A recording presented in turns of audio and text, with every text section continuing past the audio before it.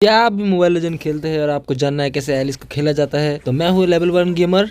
Let's play. Alice एक मेज और टैंक मिक्स प्लेयर है। लिखा तो है टैंक के जैसा खेल सकते हो, पर मैं तुम्हें रिकमेंड करूंगा कि तुम इसे फाइटर की तरह खेलो एक साइड लेन में।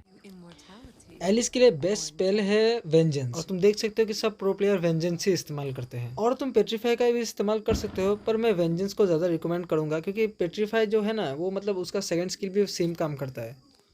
वेंजेंस क्या करता है, तुम्हारा मतलब जो डैमेज तुमको लगता है ना, वो डैमेज को मतलब कमा देगा, और जो तुम्हें डैमेज दे रहा है उसको उल्टा डैमेज देगा। 25% या फिर 35% ऐसे करके डैमेज वापस रिटर्न करता है। और एलिस के लिए बेस्ट एम्बलम है मेज एम्बलम, और उस एम्बलम में तुम्हें लेना होगा लीथल इग्निशन। लीथल इग्निशन क्या करता है कि जब तुम किसी एनिमी को 3 बार डैमेज देते हो, वो भी 5 सेकंड के अंदर, और वो डैमेज अगर 7% से ज़्यादा हो एनिमी के मैक्स एचपी से, तो उस एनिमी को फायर डैमेज मिलेगा, वो भी 162 और 750 के बीच में। मतलब जब तुम्हारा हीरो लेवल बढ़ेगा तो डैमेज भी बढ़ेगा। नेक्स्ट है फेस्टिवल ऑफ ब्लड।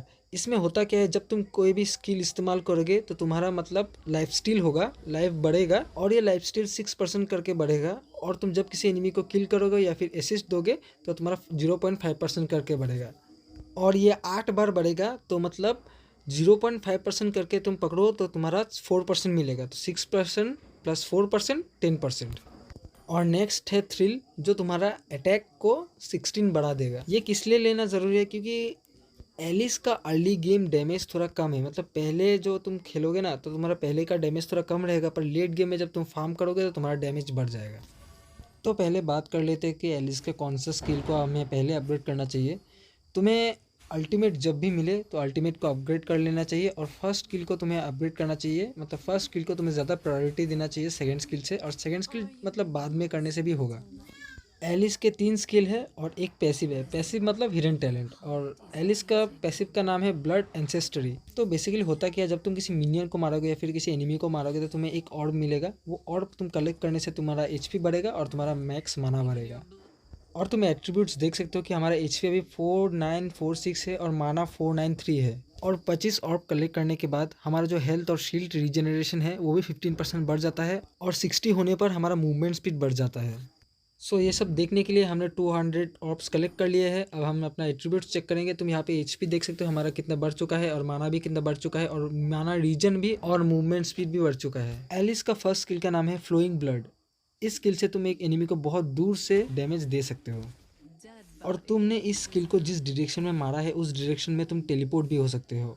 और तुम अपना फर्स्ट स्किल को दबा के रखोगे तो तुम्हें पता चल जाएगा कि वो अटैक कहाँ जा रहा है। ये स्किल बहुत ही अच्छा है अपने एनिमी को कंफ्यूज करने के लिए, तुम कहाँ जा रहे हो।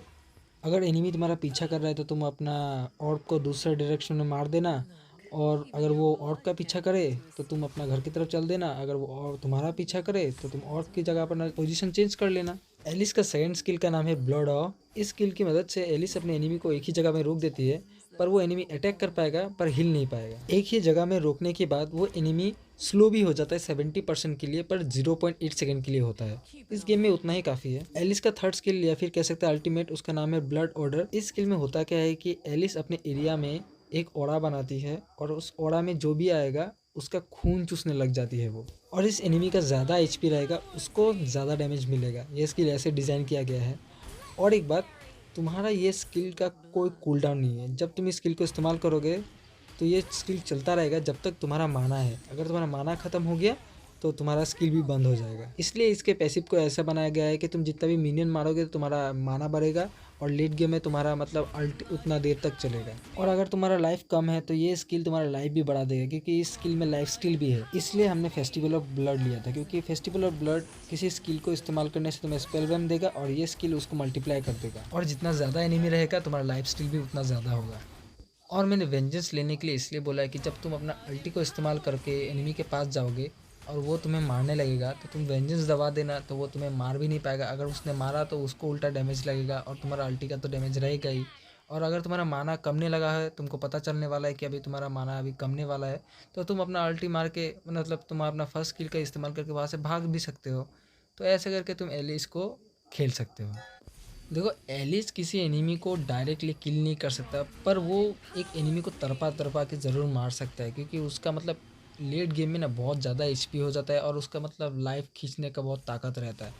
तो इसलिए मतलब तुम अगर जब इस एनिमी प्लेयर को खेलोगे तो तुम पहले फार्म करने की कोशिश करना, एनिमी मतलब मिनियन मारना। तो तुम्हें पासिव के बारे में तो पता चल ही गया है। तो मिनियन मारने से तुम्हारा एचपी बढ़ेगा और एचपी आइटम सब बनाना, डैमेज तो रहेगा ही तुम्हारा। और जब भी तुम एलिस के साथ खेल रहे हो ना, तो माना तुम्हारा कितना है वो नोटिस करके फाइट में जाना, और माना आइटम सब बिल्ड करने का कोशिश करना, क्योंकि माना बहुत इंपॉर्टेंट है एलिस के लिए, बहुत ही जल्दी ख़त्म हो जाता है। और तुम्हें अच्छा लगे तो तुम इसको साइड लेन में भी खेल सकते हो, कोई बड़ी बात नहीं है। मतलब ये साइड लेन में भी बहुत अच्छा परफॉर्म करती है, जब लेट गेम हो जाता है तो मतलब डोमिनेट ही करती है। तो मुझे इस वीडियो में इतना ही बोलना था। एलिस को ट्राई करना, खेल के देखना, बहुत ही मस्त प्लेयर है, पर माना का ध्यान रखना। नेक्स्ट वीडियो में मिलते हैं, बाय बाय।